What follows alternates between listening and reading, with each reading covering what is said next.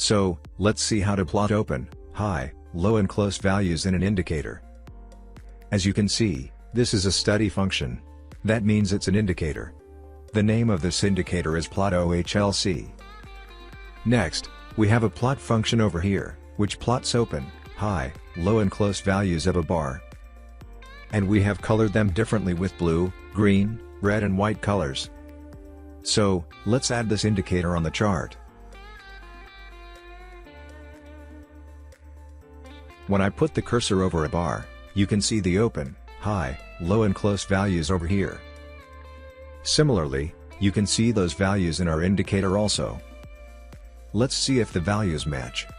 The open is 43,016.64, which matches here and here. The high is 43,639.00. The low is 39,600.00. And the close is 40,734.38. So you can see that the values match. Similarly, you can check this for other bars also. So, that's it. That is how you can plot the Ohlc values in Tradingview Pine script. Thanks for watching.